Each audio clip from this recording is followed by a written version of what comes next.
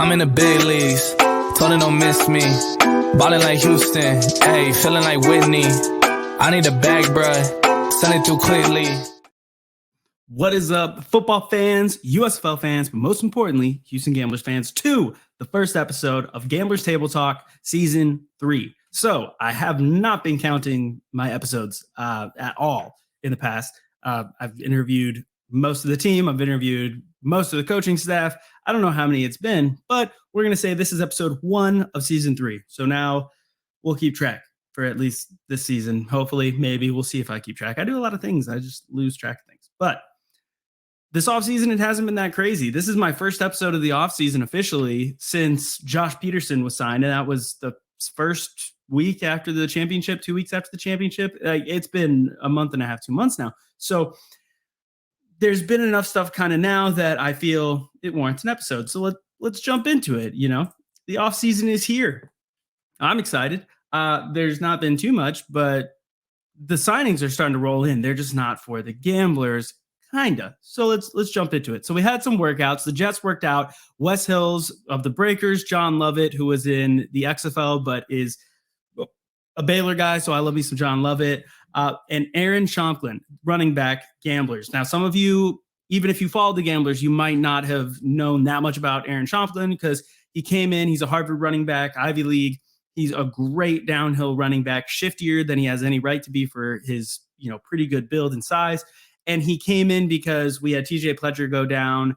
We brought in another running back. We had a lot of running backs. They went down, so we brought in Aaron Shampklin. He came in, and he was a great second punch coming in, filling in if Mark Thompson needed a breather. He's a really good back, really young guy. So good that he's getting these workouts. He worked out for the Jets, and then for the Falcons, we had John Lovett again, and we had Aaron Shampklin and Justin Hall. Now, we didn't hear anything from Justin Hall afterwards. I posted about it.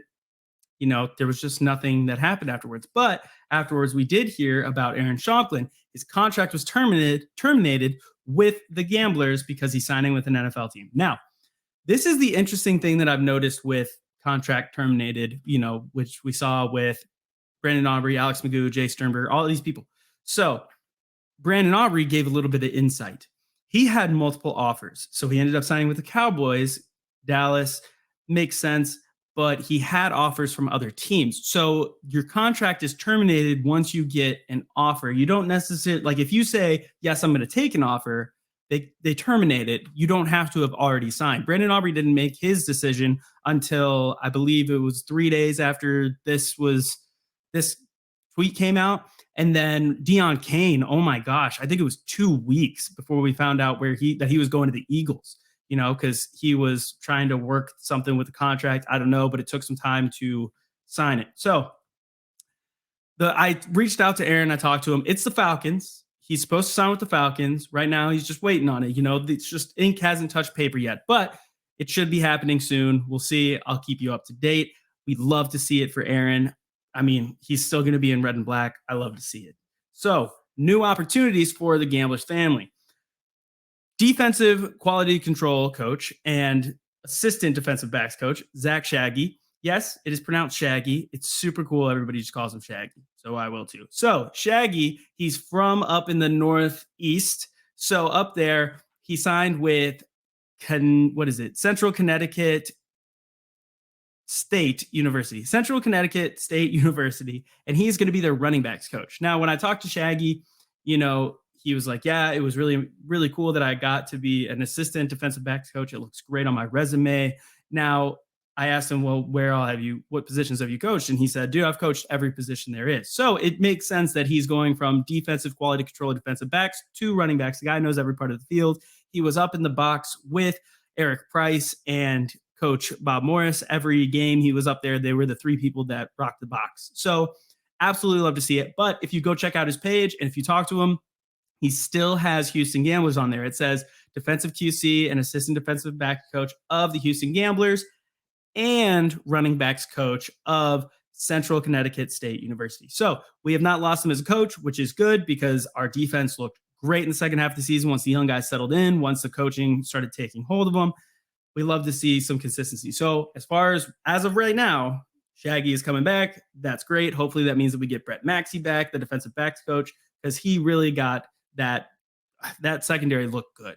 I mean, Dayan Lake went from he got burned in week 1 by Joe Walker. We looked terrible to being the 3rd highest graded player by PFF on the Gamblers. So the defensive backs were great. We want to see some consistency there. Now, talking of defensive backs, Brandon Brooks, former Houston Gambler, moved on. He's playing in leagues in California. He's trying to get looks in the XFL. ELF is where he used to play for the Barcelona Dragons. He got his first chance to be a coach. Brandon Brooks, read it to me. This game has blessed me with various opportunities over the years. I'm excited to say that I have taken a role with the Riverside City College. I will be serving as their defensive backs coach this season. Let's go to work. From Coach Brooks. We absolutely love to see it. This guy, he is a self-designated football junkie. He used to watch all of my interviews with, his future teammates on the Gamblers, the coaches. This guy loves football. He loves the game, and he understands the game in a way that a lot of people don't. That's why he's still playing. And so the fact that he's going back to Riverside City College, which is where he played in 2016, so he already knows the campus, he knows the team, he knows some of the coaching staff. This is a great fit. And obviously, this doesn't mean that he's going to stop pursuing his dream of playing, but it means that the avenues to what happens after you finish playing football are there. And I absolutely love to see it. Man, this will probably be the first year I'll ever watch a Riverside City College game just to see how those DBs are playing, because I know they're getting coached up well. Now, to move on to the biggest news that we saw. Luis Bing, agent of the reigning Season 1 Defensive Player of the Year, Chris Odom. The Orlando Guardians of the XFL have acquired the rights to 2022 USFL Defensive Player of the Year, Chris Odom. At this time, we are still weighing our options between the two leagues. Chris is nearly 100% after his ACL surgery last fall when he was with the Browns. Now, we saw that USFL player signed with the Browns recently. I can't remember who it was, but when that happened, they dropped Chris Odom. They released him. Chris never got to play for the Browns. He didn't even get to play, or he played a little bit in preseason, looked well. He looked good. And man, he tore his ACL. It's an absolutely terrible break. We hate to see it, but his rehab, if you've been following him on Instagram, on his socials, it's been going fantastic. He's doing great. Rehabbing, clearly working, that he is nearly 100% after basically less than a year, which is huge. That's Adrian Peterson type of recovery. So it's worrying, right? Because, okay, the Orlando Guardians acquired his rights. That just means that when he became available from the NFL, that the XFL said, who wants him? And the Guardians said, if he signs with the XFL, we want him. So it's basically like the college draft in the USFL, where we draft these college players, but we don't get them unless they join the league. Then we have the first dibs, right? So the Orlando Guardians have first dibs. I don't think that the Gamblers have first dibs now that his contract has been terminated. He went to the NFL because, in Season 1, LaMichael Petway was on the Panthers. He signed with an NFL team briefly and then came back with the Stallions because he no longer was, with them. Now, would he come back to the Gamblers? I'm not sure. That coaching staff, not here anymore, but who knows? So you still love to see him playing. So either way works. Now that, USFL Network became United Football Media, we cover all the leagues. I'll cover him no matter where he goes. I love Chris. He actually sent this tweet to me personally. I was the, second person to like it after Luis posted it. And I think it's honestly to get money. I think this thing, when you look at it, you have the Reggie Corbins, you have the Donald Paynes. These guys were offered money to come back and play, extra money to come back and play in the USFL. Quarterbacks are offered extra money. That just happens. Not everybody is making the base pay. These are just numbers that we don't hear about when we look at, the union agreement. But what I think this is that it's saying, hey, we are willing to go to the XFL, but we'd prefer to go back to the USFL. So I think that's kind of the vibe, and it's who's willing to give more money. Now, who do you think he's going to go play for? Is he going to go play for the Guardians? Is he going to go back to the USFL? Is he going to come back to the Gamblers? Let me know in the comments where you think he's going to go, where you think he should go, where you wish he would go. I want to know. I want to talk to y'all. I obviously hope he comes back to the Gamblers, because look at him in this uniform. It was so sweet. He had the red visor. He was telling people to be quiet. But this also was there because which way is he going? He won't tell. Man, I asked him, and me and Chris have built up a pretty good reputation. I consider him a friend. He won't tell me. So that means that, it's up in the air. I don't know which way he's going to go. But at this point, I do think that it is because he is trying to get more money. The guy has a family. I absolutely understand it.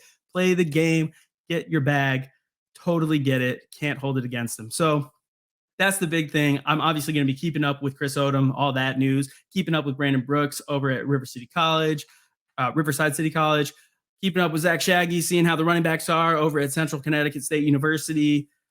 And then as soon as Aaron Shampklin signs with the Falcons, I will let you guys know. But that's what the Gamblers have going on right now. I'm hearing that there's a lot of turnover.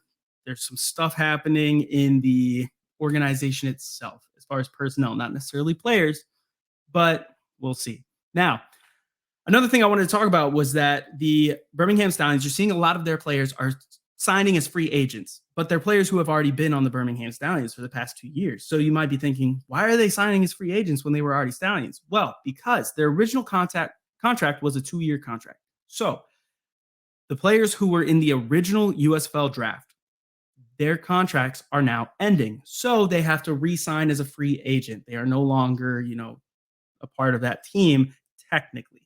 So why we haven't seen that with some other teams, let's say the Gamblers, is that on defense, we have 2 players, I think, 2 players that have contracts from that original draft, right? Manny Bunch, Andrew Soro.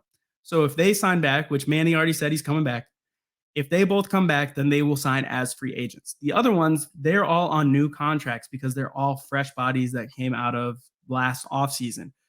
Now on offense, we have a couple people that I think left and then signed back. Isaiah Zuber, he's on a new contract. Like they will not have to re-sign as free agents, but a lot of people like Kenji Bahar, like Anthony Ratliff-Williams, Tyler Palka, these guys, and a lot of our O-line, honestly, because we kept a good O-line from first to second year and just added Peace. So those guys will have to sign back as free agents, but we're not going to see that until NFL camps and preseason start happening, because once those guys get cut, those are the guys that a lot of teams are going for. The rumors that we're hearing is that a lot of the USFL teams decided, you know what, we want guys who the NFL is looking at. We're not trying to get this guy who played D4 football and he doesn't have any tape for the past 3 years. They want guys who are just in an NFL camp. They're fresh, they're ready to compete, and they're going for the championship. So I think as soon as we start seeing cuts from NFL camps happen, we're going to start seeing a lot of free agent signings. I made new graphics that we're going to use. It's going to be fun. It's going to be cool to see. Hopefully I'll start interviewing new players just like I did last offseason. That is a great time. Love talking to hungry young dudes. So get excited, but we got to wait a little bit. But until then, maybe something will happen. Maybe a couple people sign, and I'll be back here next week talking to you about all these guys that were wearing the Gamblers G, Gamblers Red, and are going up to the NFL, hopefully. But for now, signing off. This has been episode 1 of season 3. I will see y'all at episode 2. I'm in the big leagues. Told her don't miss me. Ballin' like Houston.